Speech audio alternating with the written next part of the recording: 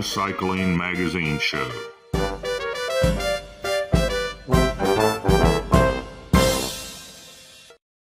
My name is Georgi Stoychev, and I just came back from the Transcontinental bike race number 11 from Santiago Compostela to Constanța, Romania. Yeah, I think that's one of the things that people don't realize about this race and the rules behind it. I think it keeps it fun, keeps it different, it keeps people guessing. It's exciting. It's technically a different race every year, and mostly it's west to east, but there is a east-west edition from Burgas, Bulgaria to Brest. Yeah, it varies in length, and I think this year was the longest edition. My distance was slightly over 3,000 miles, 3,050, which is, I think, close to 4,900 kilometers. For some, I see on the results was about 200 miles less, which is 300 kilometers, or in the other direction, 400 kilometers more. As far as the route, it probably took me close to 250 hours.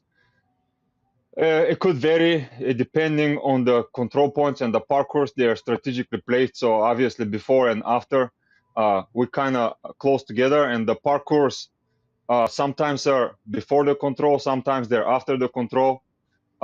So they kind of either make you make the decision to go through the gravel for a faster route, or go around the longer way to avoid the gravel, which is not always doable. Sometimes the parcours themselves are gravel, actually, most of the time.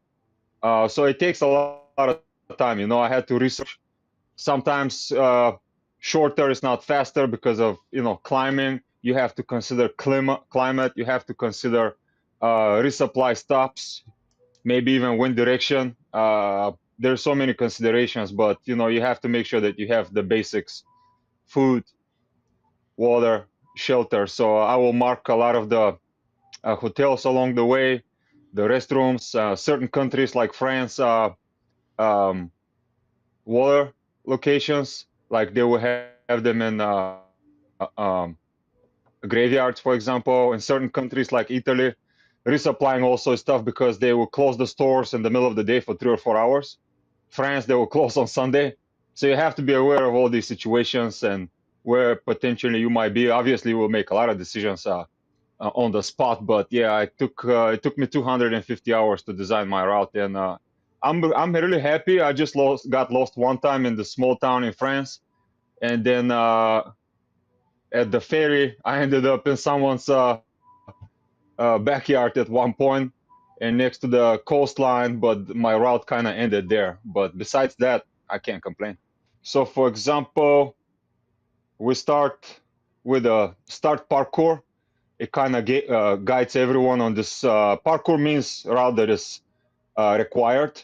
You have to ride it or you will be disqualified. You can still finish, but you're not going to be in GC, general classification. So you have to ride the whole parkour in its entirety. Some people have to do it twice. The parkour have direction purposefully. So it starts from, you know, east to west. You cannot go west to east. This time the parkour took us from Santiago Compostela to the coastline, so we can properly start from the Atlantic Ocean. And then the control point was Picos de Europa, Spain, close to Covadonga, famous climb from La Vuelta. And the parkour was after, but sometimes it's before. And so I think afterwards, though, the next control was Col de Tourmalet. It's a long way to go. So the distance between two controls could be 400 miles. It could be 700 miles. And, you know, depending on the route you're drawing. But the next control was Col de Tourmalet. I went the southern route. I was thinking more cover from the wind. I didn't like being in France longer because of services, maybe even wind, rain. And I was kind of right from what I'm hearing. A lot of people went north, coastline, and they stayed in France much longer, but I heard they got rained on. I never got rained on besides the mist on day one. And then, for example, in Italy, it's a two-pronged parkour. There's parkour on top in the northern part, where we we did Strada di Sieta, pretty nasty gravel section. I think the World Championship mountain biking is there. Then you go down to Siena. That's broken into Siena and Pacento. It's two parkours, but it's really one. It's like a A and B, and then the control was after. So this is the gist of it, you know. And then we had to take the ferry from there to the Balkans. You could choose your own ferry, but again, it may only few guys actually did the one northern from our location, and they kind of liked it for their own reasons, and I really love that. That's the exciting thing about TCR when people follow.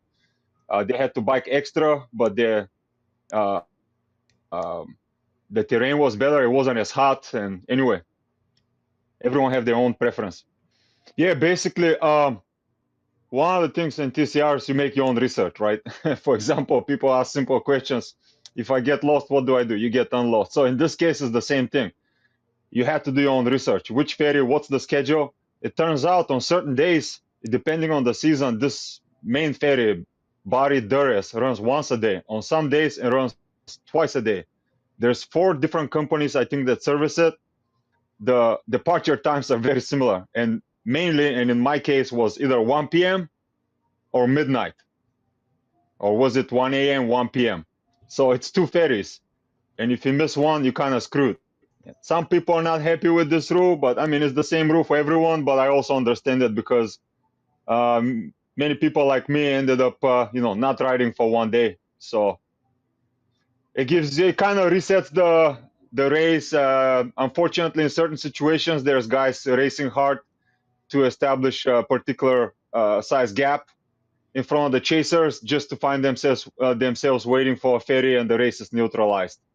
And then you have a new race on the other side, which is also exciting. So this is really the so in my case, the ferry departs from Bari on the south of Italy, and it's 9.5 hours, and you end up arriving at Durres in Albania, and the parkour and control point there is not far from the ferry. You know, in my case, that day the terrain was sort of flat, and like a lot of other racers, they wanted to change tires before you get to Albania because there's no really roads in Albania, so to say. It's kind of in development, and I kind of knew that. So I changed tire, and it was sort of flat. I covered a lot of ground, you know. But then, unfortunately, by Foggia, southern Italy, the heat was pretty insane. It was close to 100 degrees. I was acclimated, but I never expected this in Italy. I was surrounded by cactuses and burning ground, and I almost had a heat stroke there. So I had to find the next town and take it easy. And I think that's one of the reasons why I missed the ferry. I was there 25 minutes before the ferry departed. They did not sell me a ticket. Some people get lucky, I guess. Most people attempt to arrive there 2 hours in advance. I wanted to be there 1.5 hours in advance, but yeah, I was unlucky. So I had to wait 12 hours over there or so, and then another 9.5, 10 to get to Bari. But when I got there, I was fresh. So there's always positives. And I didn't take video of the parkour. No, sorry, it's not the parkour. The parkour itself was not gravel in Albania. But after that parkour, your control point is located in a place where you either take the shortcut with 15-mile gravel or you go around 55 miles on the flat. I went for the flat, and I beat some of the guys that were on the gravel. So you have to take, your poison pill there and decide what you're going to do. The high points of the race, I think I played my to my strengths. I didn't start super hard. I wasn't chasing anyone for, top 20, 30, 50, or anyone in particular. I knew in best case scenario, I was telling people 12, 13 days, I see myself finishing. Ideally, I'm a 14 to 16 day guys on this kind of terrain, a lot of climbing, really not my strength. And, I finished in 17 and a half. My least goal was under 18. And I mean, I'm really happy. I slept every night consistently. I think that was key to success. I researched everything very meticulously. I was very efficient with stops. It's not my first rodeo. I felt great. I had 0 flat tires, which is one of the most amazing things, especially the last parkour in Romania.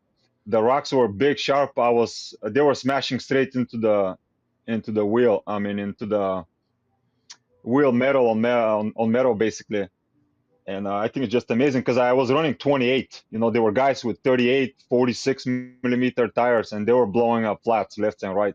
I started at 65, and at the gravel section, I decreased it to 40. I had double the amount of tape, and then I had double the amount of glue inside. So I think that worked out. I never crashed as well, so I think that's pretty amazing. Yeah, I went to my home country of Bulgaria, which was very special moment, and one of the reasons actually why I signed up. Just crossing into Bulgaria in the middle of the night, I was super happy, and despite the climbing that day, I covered a lot of ground. I think it was the second highest as far as climbing per day. I climbed 17,500 feet that day and covered maybe 350 k. I kind of had a little surprise for everyone there. I was hoping they will stay by the river, which they did, either on the Romanian side or Bulgaria side, because the final parkour is from Silistra, Bulgaria to Constanta. I kind of went through the corner through my hometown, Popovo, Isperich, Kubrat. But anyhow, I know the villages there, and I know why it's better. I think it kind of worked. It allowed me to stay ahead of the big group chasing me, sleep, and still stay ahead before the last parkour. You know, there's more cover there. The roads are better. There's more services there, and yeah, that was really special. And at the finish, obviously, my dad was there, my sister, my aunt, a couple of friends. It was amazing. It was something you can't really describe. You know, day two started with two broken spokes, a bit of a cross chain situation, big ring. In the derailleur snap, two spokes. In TCR, you can't just call a friend, or you have to use public transportation in commercially available locations. So I went to the next village, basically babying the bike, and I was carrying spokes. So I found a shop, and the guy changed the spokes, and my derailleur hanger was slightly bent. So I was fine, but the derailleur was clicking. And the second day, I wake up at 4, 2 hours later, I hear a loud bang. The derailleur snapped in half. The rear derailleur, everything is bent up. That was pretty badly. I had to hold the bike on my back with two straps, probably, I don't know, 40 pounds, 50 pounds, and then walk half an hour, 45 minutes, whatever the time was, to this town. Luckily, there was a town, found a bike shop, but I was there 6 hours waiting for them to open. I couldn't sleep because I just woke up. And but luckily they were able to fix it. I mean, what's the chances? I was Googling one-way tickets back to Bulgaria, Romania. That was not a great feeling, you know. So anyway, we changed it to mechanical. So in the front I was electronic, in the rear I was mechanical. So that was pretty bad. Aside from that, you know, there was a lot of nasty climbing, a lot of gravel sections that to the folks watching and seeing the distances, 130 or 150 miles might not sound impressive in that particular time span, but you know, 10, 15,000 feet of climbing and a bunch of gravel and heat, it's really brutal. It could take you 60 miles, can take you 10 hours easily, depending on the conditions. So it was pretty insane, you know. You know, a race like this will humble you. I've done long races for a long time, but I took it very serious. You know, I had to implement new things into my training routine. You have to be mechanically capable because things will break down. And it's a long race, obviously. You're on your own, so planning is everything. There were guys that are stronger than me that, you know, mentally will break down, or mechanically they break down and they can't continue, or their route designing skills or timing maybe insufficient, so you know, mistakes and issues because of it. But one have to approach it really serious. You know, I had no other race on the calendar on purpose. I started preparing last October, and I dedicated everything to this. You know, you have to really want it. This is not something that you just do because you're strong and you want it on your resume.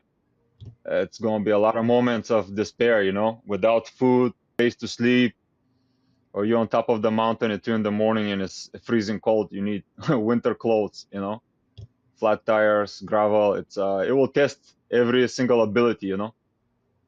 So take it serious, but also enjoy it. I enjoy it in a weird way. This is where I'm the most alive, you know, and yeah, the friendships you make there and everything else, it's there's nothing like it, you know.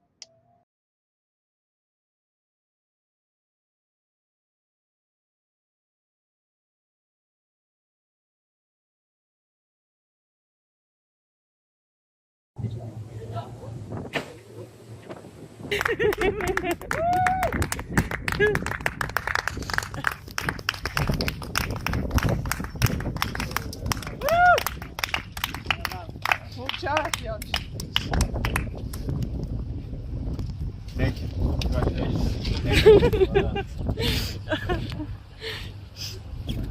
Hey, we have to represent for the Balkan countries. Okay? Yeah. This is Gregory Zuber, thanking you for watching and sharing.